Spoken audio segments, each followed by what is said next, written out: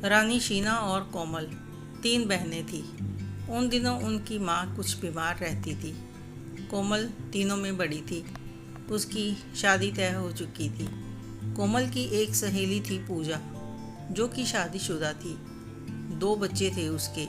कोमल की शादी में उसने बहुत काम कराया और कोमल को महंगा गिफ्ट भी दिया, और इसी वजह से एक सहेली होने के नाते इतराती रहती थी।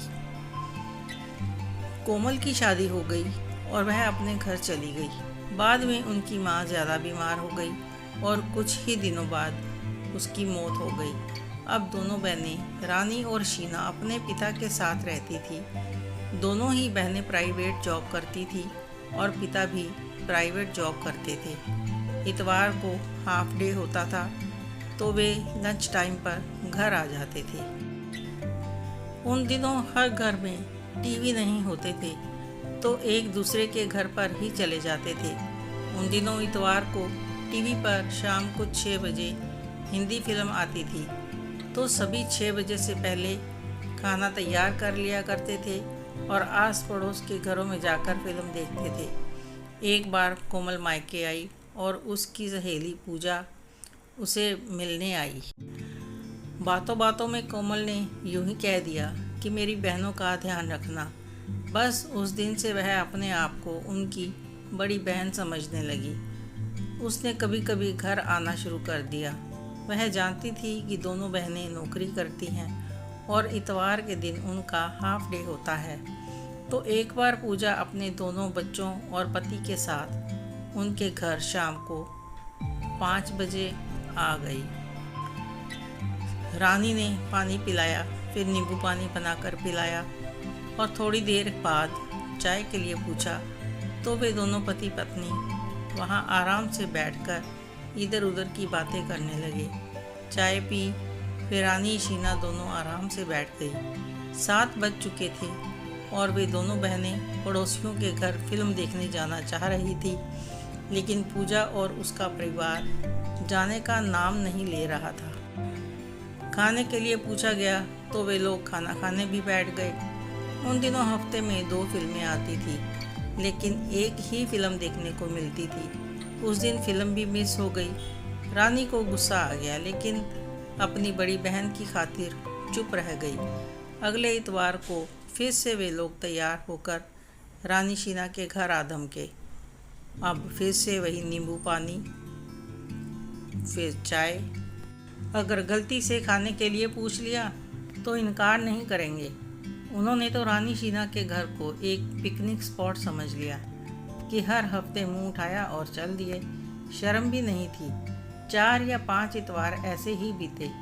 दोनों बहनें जब भी फिल्म जाने की तैयारी कर रही होती, खाना वाना बना कर रखती, तो वे लोग पहुंच जाते। दोनों बहनों का इतवार खराब हो जाता। अब दोनों बहनों ने एक फैसला किया। अगले इतवार को फिल्म देखने का पक्का प्रोग्राम बनाया। 5 बजे तक खाना बनाकर फ्री हो गई। सोच लिया कि पूजा है तो कोमल दीदी की सहेली, और हमें किस बात की सज़ा दे रही है कि हमारा ध्यान यही रखेगी क्या। ध्यान रखने के नाम पर हर इतवार को इनकी तो आउटिंग हो जाती है और हमारी छुट्टी भी खराब हो जाती है। दोनों बहनें आंगन में ही बैठी थी। अभी 5:30 बजे थे तो वो लोग आ गए। रानी शीना उन लोगों को भीतर नहीं ले गई। रानी ने आंगन में ही चारपाई बिछा दी। बोली, बैठो दीदी, जीजा जी आप भी बैठिए, और बच्चों समेत चारपाई पर बैठ गए। रानी ने शीना से कहा कि अंदर से जाकर पानी लेकर आ। शीना पानी लेने गई तो पूरे 10 मिनट लगाकर बाहर आई। एक ट्रे में 4 गिलास नींबू पानी लाई और चारों को दे दिया। एक एक घूंट पिया था तो वे सब एक दूसरे का मुंह ताकने लगे। यह क्या, पानी तो नमकीन था, नींबू भी नाम भर का ही डाला था।